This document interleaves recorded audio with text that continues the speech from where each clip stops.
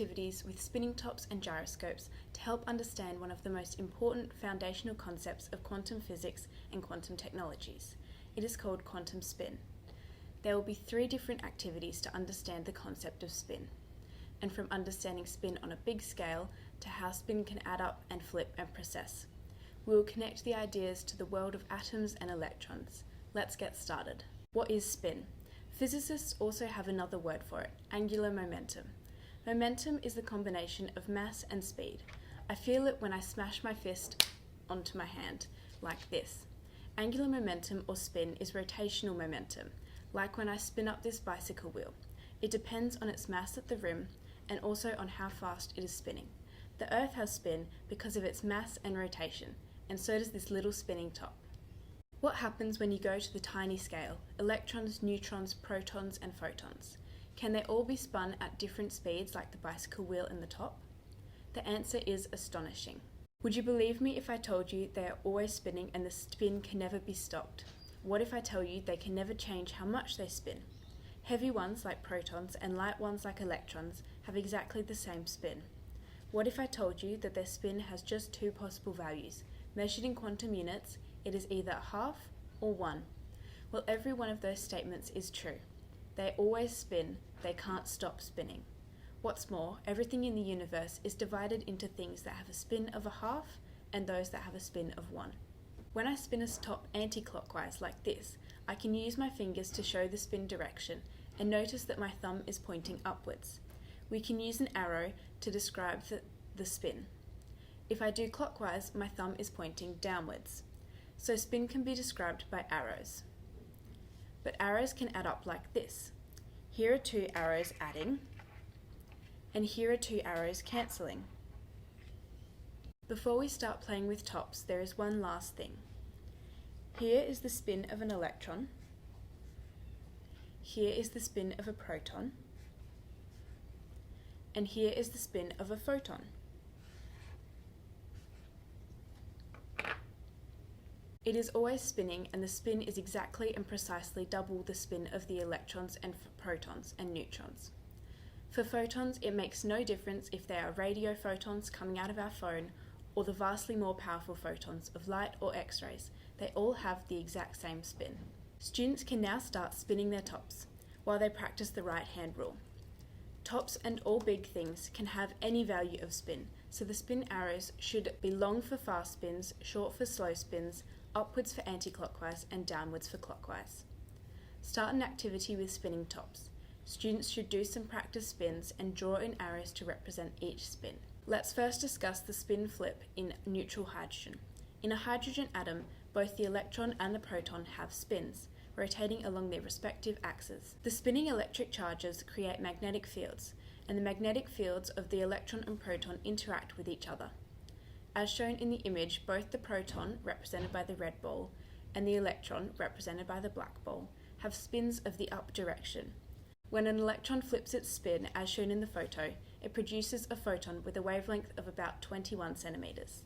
The radio waves generated during this spin flip transition provide a crucial method for observing hydrogen throughout the universe. Our activity is with flipping tops. They are amazing little toys that you can notice that they always flip. But this is not a spin flip. Get students to use the right-hand rule to look at the spin arrows at the beginning and the end. They will notice that the spin direction did not change. It takes energy to flip a spin. These tops keep spinning the same way even though it flips upside down. You can do a real spin flip with a spinning bike wheel or a gyroscope, which I'll show in the next activity. Spins always resist change. Energy must be supplied to flip the spin. For the hydrogen in space, the electrons flip because of the magnetic forces. One way, they have to absorb a radio photon. If they flip back the other way, they must emit a photon. These are the photons that make the nice galaxy images. Our next activity is about how you can add up quantum spins in certain substances to turn them into magnets. For the activity, we will need a set of stackable spinning tops. Grab one spinning top and spin it like this. Now take the second one and stack it on top of the first. Repeat this process with 2 more tops and stack them on the first 2 spinning tops. During this activity, we are adding spin. Notice how it stabilizes and maintains its axis. Having experienced the adding of spins, students should draw the spin arrows for every top. Because they are spinning in the same direction, the arrows add up head to tail. The final arrow is called the resultant. Students should draw the resultant for the biggest stack they were able to create. Electrons are little magnets because of their spin. If you can make all of the spins line up, then all the tiny quantum spins add up like they do in the stacking tops. Our third activity is about the quantum science behind magnetic resonance imaging, the amazing machines that can see inside our bodies. It is all done with the quantum spin of the protons inside the hydrogen atoms that make water. Quantum spin makes electrons and protons into little magnetic gyroscopes. Just as the magnet feels the force of another magnet, the protons feel the force of a huge magnet that fills the tube where the patients lie with a strong magnetic field.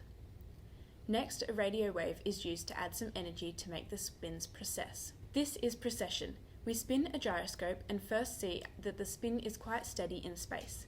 Now we arrange for gravity to pull on it, in the same way that magnetism is pulling on the protons in the MRI machine. What we see is that the axis precesses or rotates. Spin precession occurs when an external force is applied to a spin. This causes the spin to move around the axis, like a wobbling spinning top.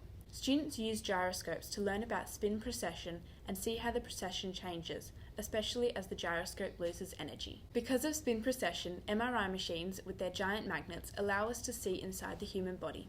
Our bodies are 65% water, and hydrogen atoms in water molecules make water interesting for MRI. Each spinning hydrogen proton is like a tiny magnet that is made to precess. At any moment in time, all the countless billions of hydrogen protons in our body are in random positions and spinning on their axis. But inside an MRI scanner, their axes realign with the scanner's strong magnetic field. Some will align up and some will align down, while still spinning around their own axes. There are always just slightly more up protons than there are down. Hence, these tiny magnets almost cancel each other out, leaving only the magnetic field from the small proportion of extra up protons.